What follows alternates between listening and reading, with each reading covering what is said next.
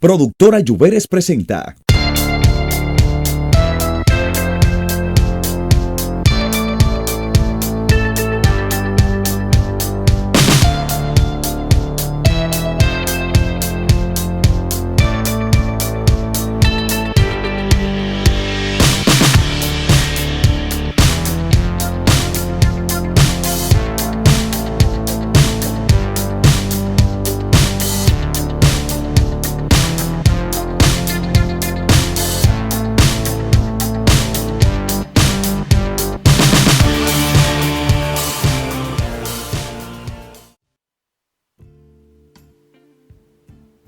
Esto es música, vino y poema y como cada semana nosotros queremos traer un tema importante para todos ustedes, especialmente en este caso para la familia dominicana, porque en ocasiones algunos medios o personas que utilizan las redes sociales sin ningún tipo de conciencia suben ciertas imágenes que son delicadas, no solamente para los niños, sino para cualquier miembro de la familia. Así que hoy estamos recibiendo a una especialista, una persona que tiene mucho conocimiento sobre este tema, quien es psicóloga, especialista en Derecho y Violencia de Género, práctica de psicoterapia individual enfocada en intervención de sistemas violentos, con experiencia en intervención grupal con mujeres sobrevivientes de violencia y además ella tiene experiencia en diseño e implementación de programas de intervención grupal para hombres agresores. Esta es Nadia Ventura, quien está hoy con nosotros para conversar un poquito sobre estos temas que se tratan tan poco en la República Dominicana y que son tan necesarios para la sociedad. Así que damos la bienvenida a Nadia Ventura. ¿Cómo estás? Hola, muchísimas gracias. Feliz de estar en este programa y feliz de compartir hoy junto a ustedes de este tema tan interesante y, como tú dijiste, muy poco hablado en nuestra república. Así es, Nadia. Vamos a hacer este tema por pasos para que la gente entienda un poquito, porque a veces escucho personas que se preguntan por qué no puedo subir cierta imagen, por qué hay tanta controversia sobre colocar cierto tipo de imágenes en mis redes sociales o en mi medio de comunicación. Y eso es un tema, diría yo, muy emocional, que hay que tratarlo con muchísima delicadeza. Primero que todo, Nadia, ¿cuál es tu experiencia con estos temas, especialmente de violencia intrafamiliar y de género? Ok, empezando porque yo soy terapeuta, soy psicóloga especializada en violencia de género, es decir, que trabajo directamente tanto con la víctima como también trabajo con el agresor. Eh, Realizo programas de intervención enfocándome en la recuperación emocional de estas víctimas y también en la reestructuración cognitivo-conductual de aquellos agresores. También parte de mi trabajo es estar de cerca con aquellas que también son víctimas y anteriormente llamados víctimas secundarias, pero que ya nos hemos dado cuenta a partir de investigaciones y de todo el tiempo que no son víctimas secundarias, que son los niños, los menores de edad, que se encuentran en este ambiente de violencia. En esto es que me desarrollo y por eso es que estoy tan de cerca con estos temas, teniendo a los actores principales, es decir, tanto a la víctima como también al agresor cara a cara, en espacios individuales, en espacios totalmente protegidos, donde su identidad, donde toda su historia no sea vulnerada, tampoco expuesta, y donde hacen un proceso psicoterapéutico. Bueno, Nadia, como vamos a abordar prácticamente dos temas, el primero es las imágenes delicadas que se suben tanto a los medios de comunicación como a las redes sociales, o sea, la exposición de estas imágenes, y otro tema que vamos a abarcar es como tal la violencia de género que posiblemente pudiera ser el resultado de una niñez con sufrimientos o con dolor o con violencia. ¿Por qué no debemos colocar imágenes delicadas y qué se considera como imágenes delicadas para subirlas a cualquier medio o a cualquier red social? Muy bien. Se considera imagen delicada toda aquella imagen que vulnere cualquier derecho fundamental de alguna persona, ya sea un niño, una niña, un adolescente, un adulto, o que agreda a un grupo de personas. O sea, una imagen posiblemente que sea agrediendo a una comunidad, vamos a decir religiosa, es una imagen delicada, una imagen que quizás muestre en otro aspecto algunas partes o miembros de un cuerpo, también es una imagen delicada. Una imagen que vulnere derechos de niños, niñas y adolescentes, pues es una imagen delicada. ¿Y por qué no debemos subirlas? Son imágenes que afectan y vulneran a un grupo específico o a la sociedad en general. Y el subir este contenido de manera quizás desproporcionada afecta de manera directa a muchas personas, especialmente a quien ahora tienen más acceso a todo lo que es redes sociales, a todo lo que tiene que ver con el internet, que son nuestros niños, niñas y adolescentes. ¿Qué pasa, Nadia, con las personas que aún tú le dices que no suba estas imágenes, por una razón u otra las siguen subiendo, siguen tratando estos temas sin ningún tipo de tabú, diría yo, y realmente que hasta qué nivel las personas tal vez lo hacen a propósito, lo hacen por ignorancia o realmente, como hemos dicho, el tema se ha tratado tan poco que no lo entienden? Ok, mira, pueden darse los tres aspectos. Hay personas que realmente lo hacen con una intención de hacer daño, hay quienes lo harán por desconocimiento y hay quienes pues simplemente lo hacen y punto, aún teniendo el conocimiento y entonces ya ahí pudiera ser por una intención específica. Cada red social realmente tiene de alguna manera, por ejemplo, vamos a hablar de cuáles más utilizamos, que son Instagram, Facebook, tienen alguna manera de filtrar o de permitirle a varios usuarios denunciar ciertos contenidos que infringen sus normas. Contenidos que tengan que ver con suicidio, contenidos que tengan que ver con ataques a ciertos grupos o personas, contenidos que tengan que ver con trastornos alimentarios. Siempre vamos a encontrar esta pequeña parte de reportar un abuso y todo eso. Cada red social, vamos a decir, se maneja en base a sus normas y reglamentos. Pero fuera de esto, también hay normas y reglamentos que se deben cumplir. Normas y reglamentos a partir de los derechos fundamentales, normas y reglamentos a partir de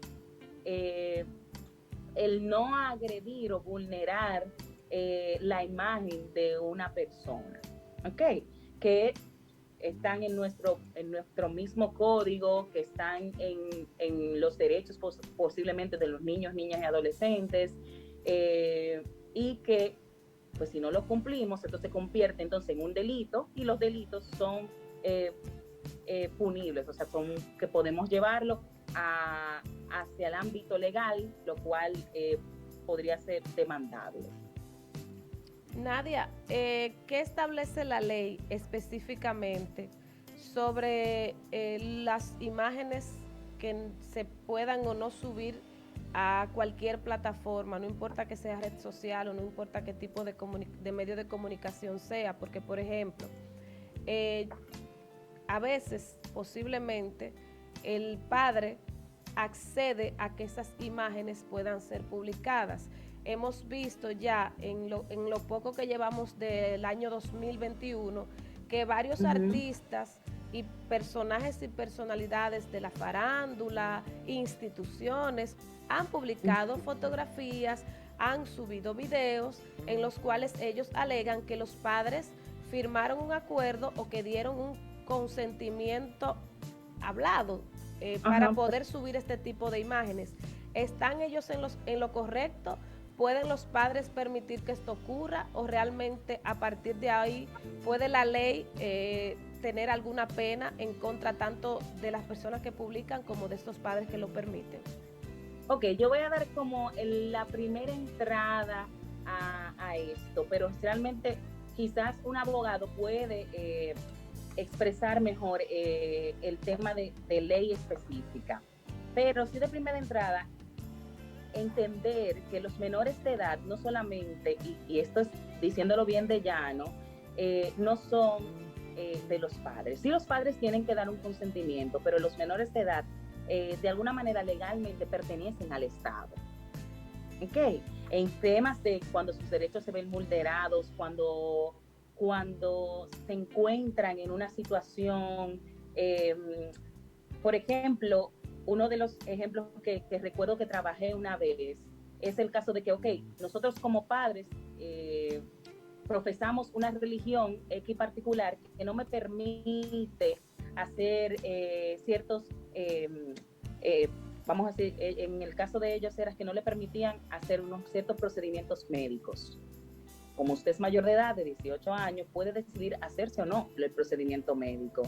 En ese momento era de hacer la transfusión de sangre, pero al menor de edad, aún usted siendo padre y decidiendo, bueno, a él no quiero que se le haga, pues ahí no, porque ahí lo que prevalece es la protección de ese menor. Okay, entonces en este caso, el Estado es el encargado de preservar y cuidar de ese menor, independientemente de que los padres den o no autorización, porque ese niño pertenece de alguna manera o niña al Estado. Okay, y el Estado tiene el compromiso y la obligación, no solamente por ley, sino por también acuerdos internacionales, de proteger a ese menor, aun cuando sus padres no le están protegiendo o entienden que han dado la autorización. Nadia, vemos en algunos casos que algunas personas afirman que la única manera en la cual pueden lograr su objetivo, que en este caso podía ser beneficioso para este menor de edad o para cualquier otra persona, y dicen que la única justificación que tienen para conseguir que esa persona se ayude es subir la fotografía y tener como una prueba de que sí realmente esa ayuda la va a recibir esa persona que carece que tiene esa necesidad. En este sentido, ¿cómo podemos orientar a estas personas que no lo ven desde el punto de vista de tú como profesional y terapeuta, que dicen, bueno, yo tengo que subir la imagen porque tienen que ver qué está pasando, lo que yo prometí? Ok. Primero es el informarse, en buscar las leyes, en saber, ok, déjame ver qué puedo hacer o qué no puedo hacer. Porque sí, ciertamente uno, o sea, de manera quizás intencional, lo que una persona quizás no buscara sería hacer daño, sino de alguna manera ayudar o remediar ese daño. Pero viendo bien claro el cómo protejo a ese niño, a esa niña, es importante, o sea, tener bien claro la protección de él o de ella. Y por eso hay que buscar y leer bien cómo, y buscar otras formas, cómo lo puedo hacer, cómo poder gestionar esta ayuda de manera en que no siga yo revictimizando a esta persona. Porque esto es lo que pasa, que vamos a decir, este niño, esta niña ya ha vivido una situación de violencia, donde fue vulnerado su derecho a la protección contra la violencia. Pero entonces ahora, quizás al exponerle, al hacerle partícipe de toda esta serie de actividades o grabaciones, de lo que sea, pues entonces les revictimizo. Y es que le hago revivir todo este suceso y evento traumático, lo cual puede traer consecuencias emocionales para él o ella. Ok, y consecuencias, o sea, como la culpa, okay, vulnerabilidad hacia la depresión, el riesgo o dificultad de relacionarse. Ok. Y es como que le poner también esta etiqueta de la niña que le falta esto, el niño que no tiene esto. Entonces, yo entiendo que a veces de verdad queremos ayudar y ayudar no está mal, y la capacidad de ser empático es importante, pero también teniendo en cuenta mucho cuidado el no revictimizar, y es buscar la manera y la forma de cómo puedo hacer esto para no revictimizar a este niño o a esta niña. En el caso que mencionaba de los artistas, que dicho sea de paso también algunos padres aprueban que estos niños sean expuestos, ya sea en video musical como en fotografías. ¿Por qué existen? ¿Qué es lo que pasa? ¿Cuál sería la consecuencia?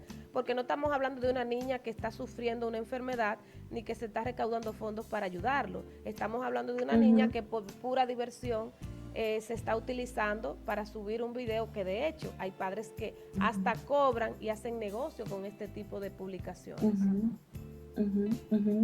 Sí, y el hecho de cobrar y hacer, o sea, es una manera quizás hasta de explosión hacia ese niño o esa niña. O sea, porque si nos ponemos cuáles son los derechos, cuáles son las cosas que debe hacer ese niño en esa edad, posiblemente es estudiar, jugar, compartir con su familia, compartir. Entonces, el hecho de ponerle a trabajar, hacer este tipo de actividad y de alguna manera adultizarlo, porque lo estoy entrando en un ambiente totalmente de adulto, hacer cosas de adultos, y le estoy robando completamente esta etapa que le corresponde, ¿ok? Esta etapa que tiene que vivir. Entonces, no importa que yo, fíjate que entonces, no importa la etapa en que se encuentre, no importa lo que deba quizás vivir en ese momento, lo que yo estoy pensando es un enriquecimiento propio. Entonces, mi intención no es de hacer lo mejor por ese niño o niña. Mi intención en ese momento como adulto es enriquecerme, o en hacerme famoso, o en tener más views. Así es, Nadia.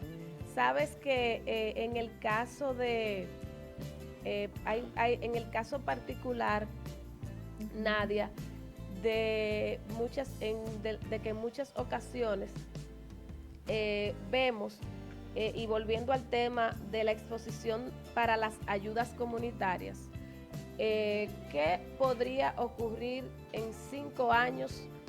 Vamos a decir, para colocar un tiempo, ahora mismo, para especificar un tiempo, ¿qué le pudiera ocurrir a esa niña, que en este caso específico está embarazada con poca edad, con 11, 12, 13 años, es publicada en cualquier plataforma, luego ese niño nace y esa niña tiene que seguir desarrollándose como infante, como niña y como adolescente?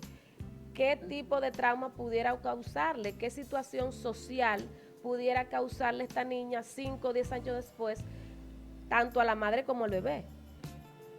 Ok, vamos a hablar de riesgos, de factores de vulnerabilidad. De factor de vulnerabilidad a posiblemente depresión, de vulnerabilidad o riesgo de dificultad, de sentir de trastorno de estrés postraumático, pero no solamente, bueno, también, o sea, me refiero a no solamente por el hecho de la violación vivida, sino por la exposición a esa situación. Porque cada vez que yo hago sin trabajar el tema, porque esto es importante, una cosa es cuando quizás un niño o una niña ya ha trabajado, un adulto, adolescente, ha trabajado ciertos temas y quizás en una posición ya de resiliencia, de ahora hablar de esto porque deseo, porque quiero ser una voz ante aquellos que no pueden hablar, pues ya ahí es diferente. Pero cuando no se ha trabajado, cuando lo que se hace es que se expone quizás sin tener el proceso terapéutico previo, un acompañamiento, ocasiona mucha vergüenza, ocasiona este modelo de victimización, posiblemente, o riesgo de victimización constante, mucha culpa también de esta persona. Y o sea, pueden venir hasta cosas como dificultad para dormir, problemas de alimentación, miedo, ciertas regresiones y todo esto. Que es lo que digo, o sea, se crea como el factor de vulnerabilidad. No es que, ok, ya por esto va a pasar. No. pero sí hay un factor de vulnerabilidad, de que esto pudiese pasar. ¿Ok? Entonces, para evitar que esto pudiese pasar, entonces se hace el procedimiento adecuado. En el caso de las imágenes ya que tienen que ver con agresiones físicas, con muertes, aquí en nuestra televisión se ha expuesto a pleno mediodía fotografías de personalidades, de funcionarios que han fallecido, que se les ha dado un disparo, que están en un lecho de muerte. Y esto se ha expuesto en cualquier hora, en cualquier medio de comunicación. ¿Cuál es el trauma que esto pudiera causar ya en el caso de que los hijos de esa persona lo vean? No importa qué tipo de persona sea, que quizá para nosotros los adultos consideremos que una persona que no tenía alguna virtud o que tenía algún defecto, al final son sus hijos. ¿Cuál es el resultado que pudiera dejar? Además de que son sus hijos, primero comprender que esta persona que ha muerto, o sea, tiene un derecho a una dignidad, también a una muerte y a un proceso de que murió, pero que o fue asesinado o asesinada, pero que estos restos no sean expuestos, porque también tiene una familia que es como si pusiéramos un tizón en aquella herida al ver estas imágenes, porque no es la imagen que quizás uno piensa cuando recuerda a un familiar. Ok, es que si yo he perdido posiblemente a un familiar muy querido, la imagen que me va a llegar a la mente posiblemente sea la imagen de aquellos momentos felices que yo viví con esta persona, o aquellos momentos que esa persona me hablaba. Pero es muy duro tener esa imagen de aquellos últimos días, por ejemplo, de aquellos últimos momentos, de ese cuerpo vulnerado completamente, de ese cuerpo desfigurado, o sea, es la dignidad de esa familia, la emocionalidad y todo lo que conlleva esto, y también cómo esto obstaculiza de alguna manera el proceso de duelo, porque es que esas imágenes de alguna manera se pueden volver como un flashback consecutivo en mi cabeza. Y no solo pensar en esa persona que ya no está, sino en todas las personas que rodeaban a esa persona, su esposa, su esposa, su esposo, su pareja, sus hijos, sus sobrinos, su madre, su padre. Okay. Es pensar en todo esto y que ciertamente esas imágenes que generan en una sociedad morbo.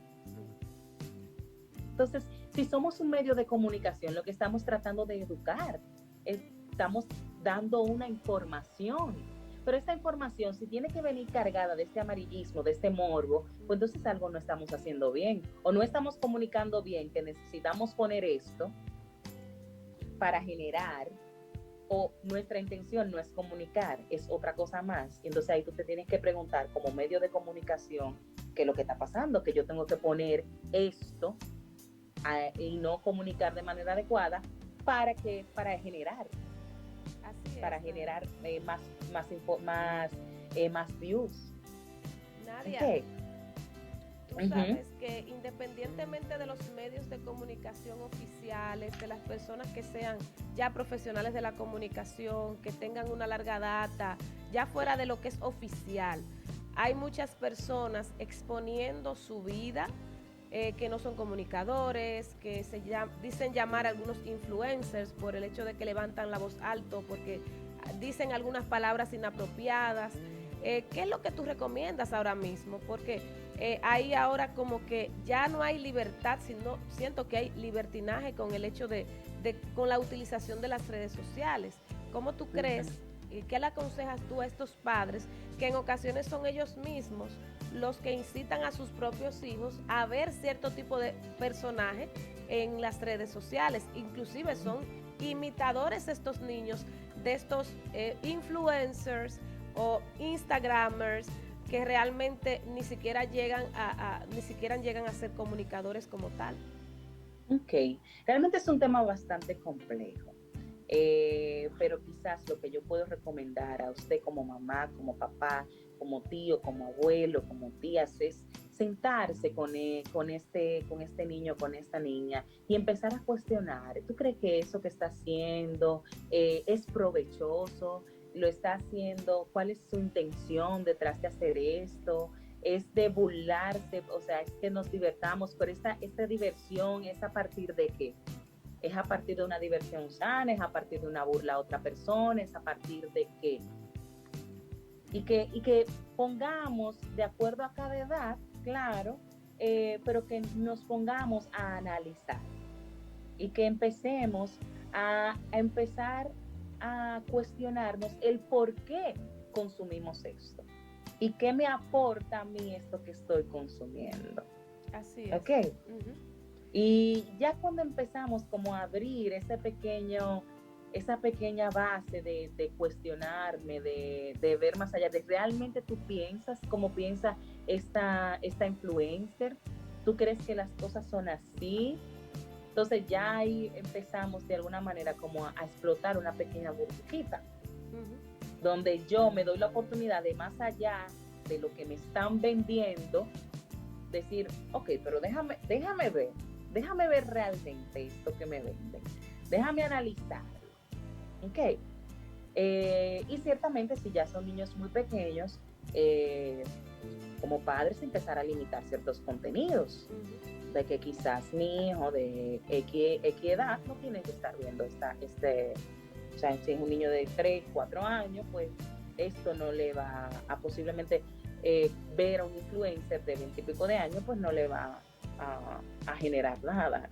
O sea, y es empezar, a cuestionar dependiendo de la edad y empezar a yo como padre o madre restringir ciertas cosas. Bien. Sí, Nadia, antes de irnos a la pausa y porque vamos a abordar un tema parecido en el próximo bloque, ¿cuál uh-huh. es el compromiso, la responsabilidad del Estado Dominicano uh-huh. en este tipo de restricciones? Porque si nos damos cuenta, no vemos una campaña que realmente sea impactante para que estas personas puedan educarse y tomar conciencia de qué está bien y de qué está mal. Vemos casos de fiscalías, de personas, inclusive adultos, que han realizado actividades, como no me gusta decir este tipo de palabras, pero que han abusado hasta de sus propias familias, abusadores sexuales. Cómo está trabajando o cómo debería trabajar el Estado, porque solamente vemos el caso, el hecho, fue a la uh-huh. fiscalía, le dieron 10 años de prisión, pero cómo uh-huh. yo le explico a la ciudadanía, cómo yo le explico a la sociedad.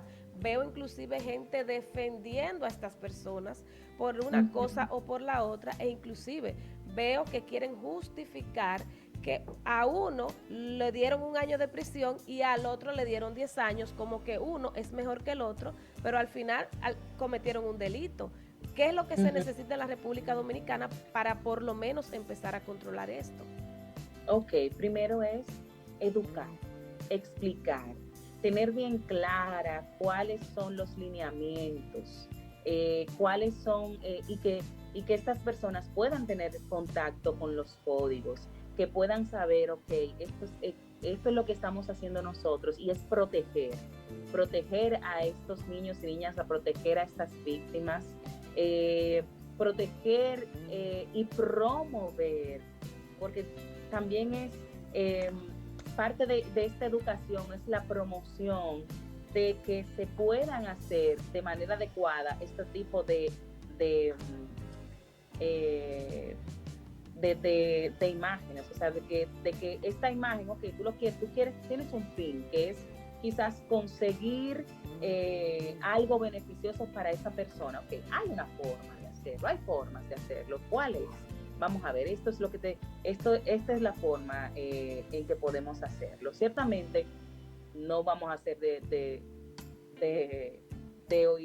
ojos, o sea, tapados y oídos sordos. Ciertamente el Estado, a veces sentimos que no nos responden o que no nos da abasto, y por eso es que queremos actuar, pero es aún así acudir a ellos, tocarle las puertas. no se hizo nada, no se logró, ok, vamos a ver con nuestra propia forma, pero protegiendo siempre esa imagen. Asesoramiento, okay. Acompañamiento, terapeutas. Exacto. Y el Estado debe brindar el asesoramiento también. Entonces, porque lo que busca es de alguna manera toda la protección contra la violencia. Lo que debe buscar también es el derecho a la vida, a la supervivencia, a un mejor nivel de desarrollo, ¿okay? A la igualdad de género, a la participación, a la no discriminación. Y todo esto debe venir consigo con un sinnúmero de pautas y de ciertas cosas y que ciertamente el Estado debe brindar la protección adecuada. Así es, nada. Y el asesoramiento también. Exactamente. Y se tomó esta decisión, pero explicar por qué se tomó esta decisión.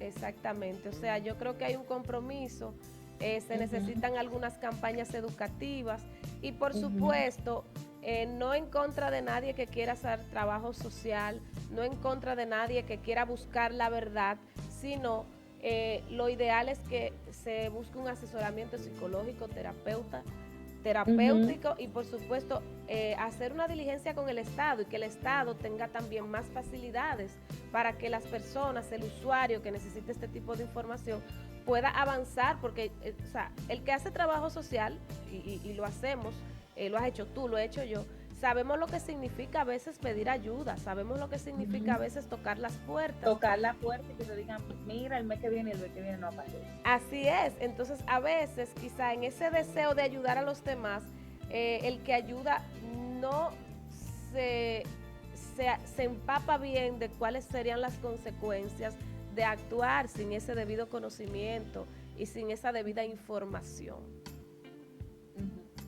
Entonces nosotros, después de esta pausa, ya vamos a abarcar un poquito más sobre lo que tiene que ver con la violencia intrafamiliar, con la violencia de género y cuáles son las cosas que en la República Dominicana nosotros deberíamos empezar a realizar para que esto pudiera empezar a mitigarse.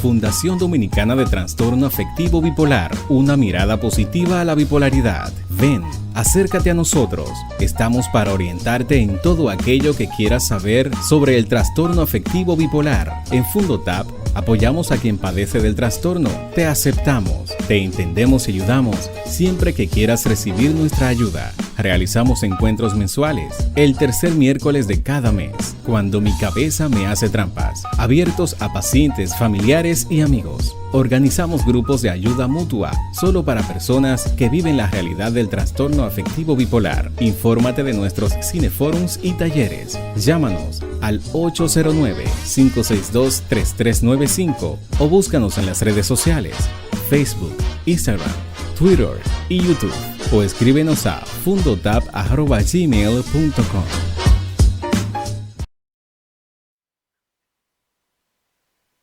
Hoy hemos dedicado este programa para conversar sobre las imágenes delicadas que se utilizan para informar, para dar a conocer una noticia, para llevar algún mensaje.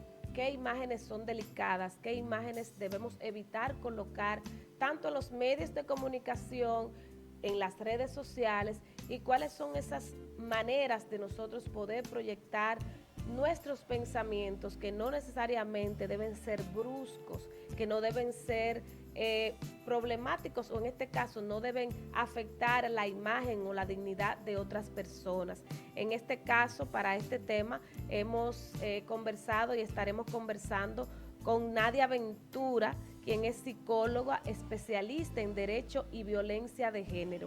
En el bloque anterior hablábamos de esas imágenes, hablábamos de esos niños y de lo que los pudiera convertir en personas más vulnerables de lo que ya ellos son. En este bloque queremos abarcar el tema ya del adulto, de la mujer, del hombre y de la familia, y de que quizá si hay alguna posibilidad de que esas mismas imágenes, de que ese mismo ambiente vulnerable pudiera provocar que ese adulto sea violento, tenga algún problema con su pareja, tenga algún problema social y cómo esto afecta para el resto de su vida. Nadia. Ok, mira, ciertamente, posiblemente estas imágenes desgarradoras, todas estas cosas, de alguna manera, lo que hacen es que normalizan la violencia. Y si yo tengo la violencia normalizado, tengo un factor de riesgo y un factor de vulnerabilidad a repetir ciertos patrones de violencia o a no darme cuenta cuando me encuentro en un espacio donde hay violencia. ¿Okay? Porque si para mí esto siempre fue lo usual, esto es lo normal, entonces cuando empiece a suceder no me voy a dar cuenta como algo de alarma o de alerta. Exacto. Simplemente lo voy a ver como algo de mi cotidianidad. ¿Okay? Es igual que quizás posiblemente un niño o una niña que sea víctima de violencia de género, es decir, que vea constantemente en mi familia o en ese hogar o en ese espacio a papá vulnerando, violentando constantemente a mamá, posiblemente ya hay un factor de riesgo de que en mis relaciones de pareja, pues yo empiece o tenga estos comportamientos, ya sea como agresor o como víctima. ¿Ok? Porque a veces piensan que, si el varoncito va a ser agresor y la niña va a ser... No, cualquiera de las dos cosas, ya sea que la niña se convierta en una víctima más o se convierta en una agresora, o pase lo contrario, que este niño se convierta en un agresor o también en una víctima. Porque lo que va a normalizar es la conducta de violencia que existe en esta dinámica familiar. ¿Ok? Entonces, cuando esto me pase, o cuando yo vea esto, cuando esté sucediendo en mi propio entorno, en el que ya no soy hijo, sino que soy pareja, o que soy esposo, pues voy a reaccionar de manera normal y lo voy a repetir. ¿Okay? Nadia, aquí hemos visto varios casos de personalidades y artistas que son reincidentes utilizando este círculo de la violencia. Son personas que se les ha llevado a la cárcel, que han tenido demandas por abuso doméstico, pero sin embargo muchas veces se convierten en temas mediáticos y como que, así como tú lo mencionas, al parecer estas personas ya están tan acostumbrados a la violencia que para ellos es lo normal. Inclusive las parejas que tienen, aun cuando estas personas que empiezan a tener una nueva relación con este hombre o esta mujer que ha sido agresor o inclusive agredido, como que no piensan en el pasado, no en ese momento, como que la emoción del enamoramiento no les permite decir, espérate un momento, este hombre ha tenido ya 10 fichas por abuso por abuso intrafamiliar. Este hombre ya ha sido famoso porque es reincidente, yendo a la cárcel porque ha violentado inclusive a sus hijos. Entonces, ¿qué es lo que pasa con la sociedad? Que en vez de tomar en cuenta que esta persona está haciendo algo mal, inclusive lo defiende. Mira, es importante tener en cuenta que el agresor, una de sus características es la doble fachada. Es de que él da una cara a la sociedad y otra cara en su espacio de intimidad. ¿Ok? Y que posiblemente lo que la sociedad mire sea esta cara de encantador, porque el agresor suele ser bastante encantador en un inicio, tanto con el público como también con su vida privada, en un inicio de relación. Es un Amelín. Donde esta persona es muy atento, hace muchos regalos, habla con el público, llora, dice, es que ya yo aprendí arrepentí, yo me di cuenta, ahora yo empiezo una vida nueva. Todo esto que es parte de las características de ser un agresor.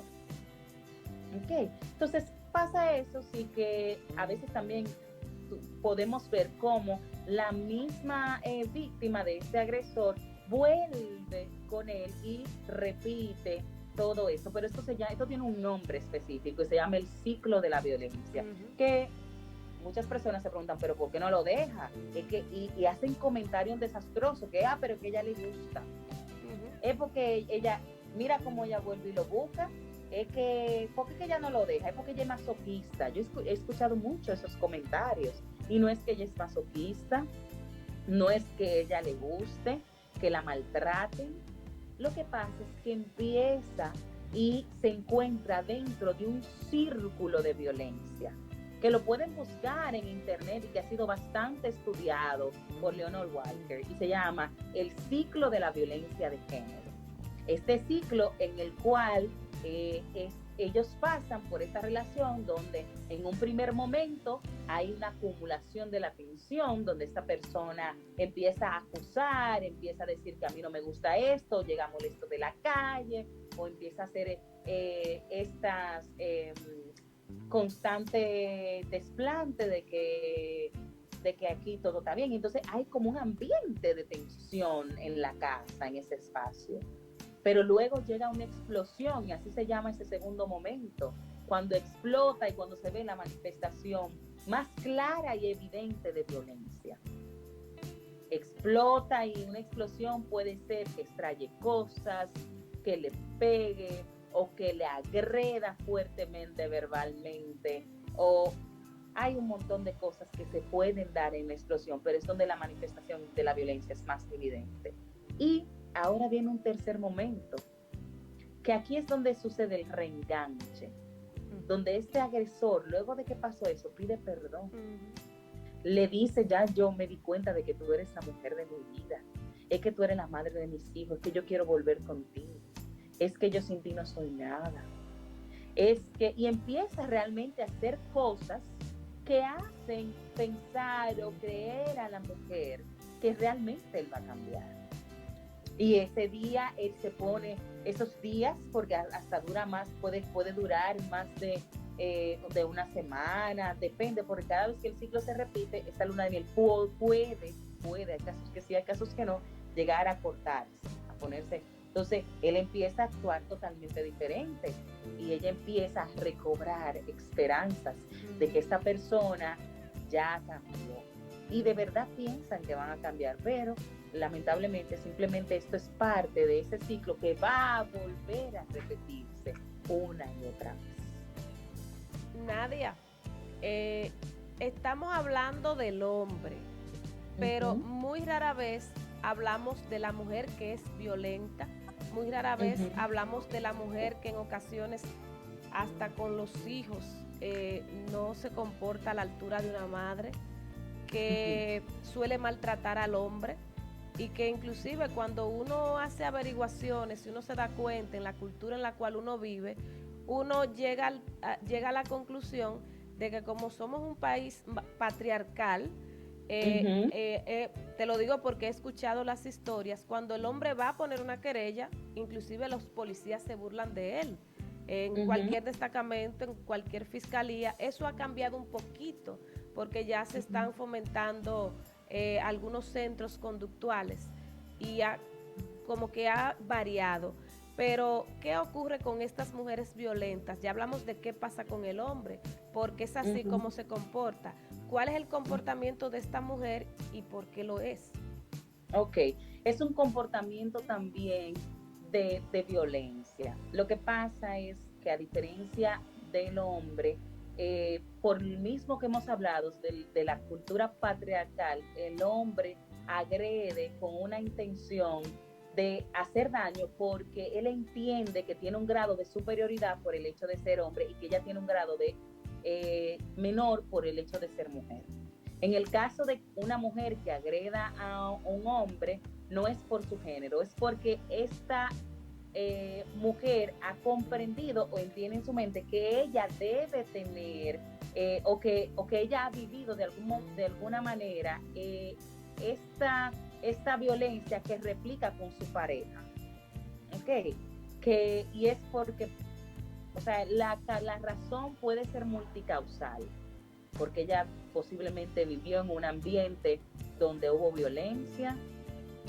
Entonces puede ser también porque puede tener ciertos problemas psicopatológicos, pueden ser, es multicausal, no te puedo dar una razón en específico para eso, igual que no te puedo tampoco dar una razón en específica para la violencia de género, porque también es multicausal, la violencia aquella que es del hombre hacia la mujer, pero ciertamente sí hay mujeres violentas, claro que sí, y mujeres que también agreden y golpean a su pareja, y lamentablemente se da esto de que el hombre a veces no se atreve a denunciar porque se burlan de él, porque a veces el mismo fiscal le dice que ay no, pero llévala suave, es que tú sabes. Sí. Es que ella, y empieza a justificar y a justificar y a justificar. Pero sí hay esos casos. Quizás no son la mayoría, porque si nos vamos a datos estadísticos, posiblemente no sean la mayoría, pero no quiere decir que no exista. Ok, claro que sí. Y esta mujer necesita también de una intervención psicoterapéutica para empezar a modificar y a cambiar esos comportamientos que la hacen a reaccionar a ella constantemente con agresividad, con violencia. Nadia, okay. Tú que has tenido experiencia con parejas con violencia intrafamiliar de género, ¿qué tú entiendes que podría hacer el Estado? Porque te voy a decir, desde mi punto de vista, se realizan marchas, se realizan algunas campañas, se medio informa a veces de lo que está ocurriendo. Sin embargo, tú misma lo has dicho, hay una violencia que es hasta patológica, hay una violencia que puede haber sido generada sobre el entorno, desde el entorno de la infancia. Entonces, ¿qué es lo que realmente tú como profesional de la conducta entiendes que el Estado debe empezar a hacer? Porque, por ejemplo, la Fiscalía sí tiene lugares para atender a las mujeres violentadas. También el Ministerio Público tiene el centro conductual, que es donde va el hombre que violenta, que no ha registrado, no ha registrado ninguna reincidencia a partir de que van a ese lugar, porque conocemos a su director.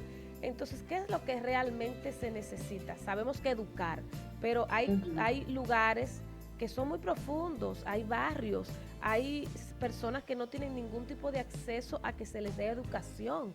Entonces, ¿qué es lo que realmente pudiera motivar a que la violencia pudiera bajar un poquito? Hacemos programas. Este programa se ha destacado porque se ha preparado producciones especiales para eso.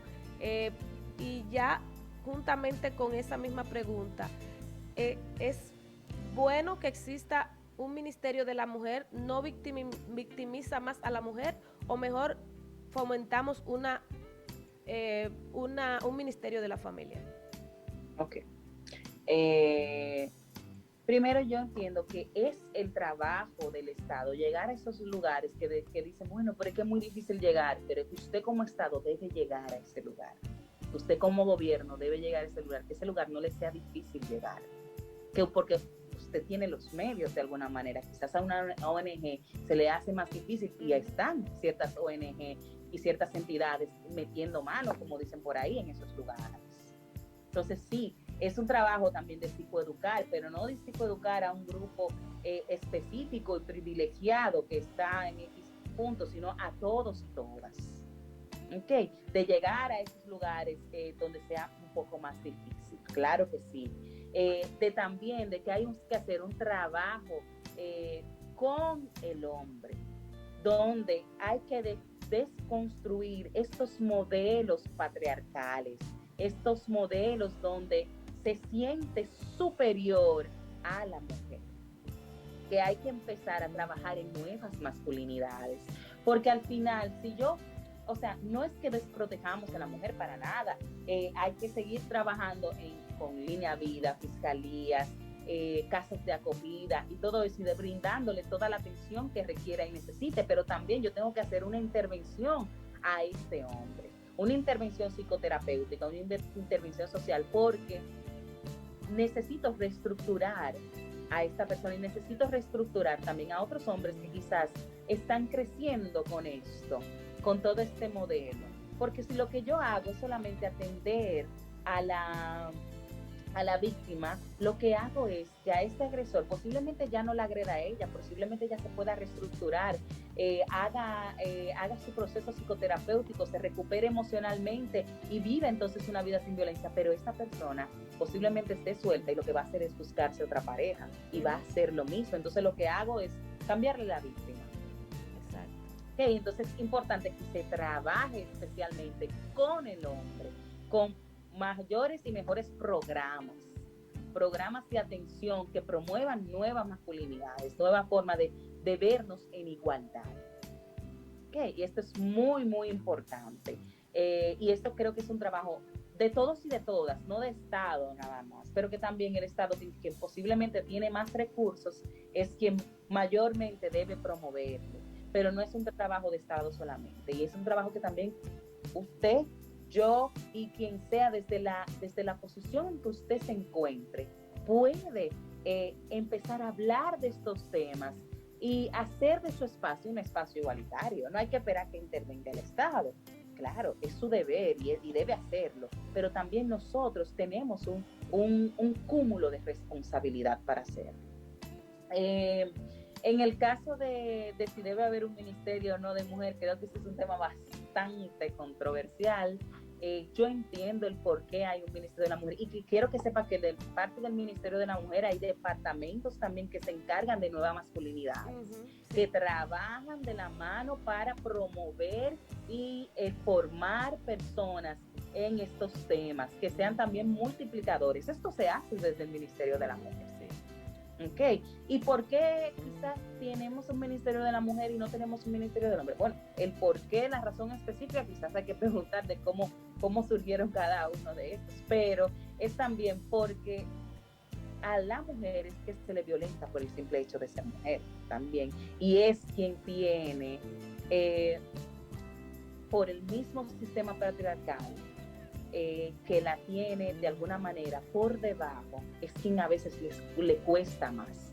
Fíjate que cosa como fácil en que podemos ver esto es en que posiblemente una mujer capacitada académicamente para tener un puesto X de trabajo, pues no llega a ese puesto, y quien llega es un hombre. Y es que tiene un nombre, se llama el techo de cristal. Y es que hay este techo de cristal que no nos permite a las mujeres llegar. Entonces, parte del trabajo del Ministerio de la Mujer es promover la igualdad y darle a estas mujeres toda la atención que merece, especialmente en los casos de violencia y en otros casos más. Y parte de promover la igualdad es trabajar en las nuevas masculinidades que ya lo están haciendo, porque tengo colegas que trabajan en ese departamento específicamente. Bueno, yo creo, Nadia, que este tema, así como tú lo dices, es extenso, es controversial, pero nosotros tenemos que trabajar para eso, tenemos que seguir produciendo programas para esto, tenemos que seguir haciendo conciencia a nuestros amigos comunicadores, a los periodistas, a la gente que hace comunicación en la República Dominicana, que trabajemos más por estos temas y que nosotros podamos llegar más lejos, porque de hecho en estas plataformas que permiten que estemos en cualquier parte del mundo, yo creo que es importante que debamos aprovecharla. Yo creo que además está el tema de la cultura. Si nosotros tuviéramos una cultura más fomentada, si nosotros diéramos a nuestros niños más clases de arte, más clases de música, más clases de baile, de danza, artes plásticas, yo creo que nosotros pudiéramos tener menos gente violenta. ¿Qué te parece, Nadia? Quizás, sí, eso es importante también, crear espacios donde puedan tanto los niños como las niñas, los adolescentes, los adultos, empezar a conocer otras formas de relacionarse y de expresarse que no tengan que utilizar métodos violentos. Así es. Bueno, Nadia, agradecerte de verdad por dedicarnos este gran tiempo, que sabemos cuáles son tus ocupaciones en la terapia, porque eres una persona que tienes bastante demanda, así que nosotros somos privilegiados al tenerte aquí. De verdad que no, sí, pero Nadia. de verdad, un placer compartir contigo, compartir con todo el equipo y ser multiplicadora de esto, que mi deseo no es que esto quede solamente en la terapia, sino lo que le digo a cada paciente, o sea, ya ahora tú no eres una víctima, ahora tú eres una sobreviviente porque has logrado llegar a este espacio, porque has logrado posiblemente empezar a cómo salir de este ciclo de violencia. Y ahora tú también puedes ser de alguna manera multiplicadora con lo que mismo tú aprendes. Y es ver, quizás si veo alguna mujer que está viviendo una situación de violencia, y es acercarme y decirle, mira, hay ciertos números y ciertos lugares donde puedes acceder. Es que la violencia es un delito y como es un delito se denuncia y tú puedes ir a denunciar. Es que quizás si no estás lista, porque ese es un tema, que hay quienes no están listos y no podemos obligar tampoco a denunciar, pero si no estás lista, hay ONGs, hay psicólogos y psicólogas que están especializados en violencia y que pueden ir ahí donde tú puedes ir y te pueden preparar y te pueden hablar y te pueden y puedes recibir esta atención psicoterapéutica que tú necesitas. Nadia, tus redes sociales para que la gente te conozca un poco más. Le voy a dar es el número de Psicológicamente y las redes sociales de Psicológicamente. Yo me encuentro en Grupo Profesional Psicológicamente. Lo pueden buscar en las redes @psicológicamente, o sea, sin la E al final, @psicológicamente. El número de teléfono, bueno, nos pueden buscar en las redes y ahí nos va a encontrar también en Google y todo eso, porque ahora no me acuerdo, pero y ahí pueden pues entonces ponerse en contacto conmigo cualquier cosa que necesiten. Sí, 809-562-3395. Excelente, oye. Ese mismo. Así es. Bueno, Nadia, agradecerte nueva vez y a ustedes, por supuesto, agradecerles que siempre están con nosotros cada jueves en Música, Vino y Poema. Ojalá que ustedes puedan ser multiplicadores de este mensaje. Y tú, si entiendes que estás en algún círculo de violencia, si entiendes que estás en una situación de la cual piensas que no puedes salir, puedes comunicarte Psicológicamente, comunicarte con Nadia, inclusive escribirnos a las redes sociales de Música, Vino y Poema, y yo sé que algo se puede hacer por ti. Yo creo que te lo puedo asegurar. Muchísimas gracias y será hasta la próxima. Gracias.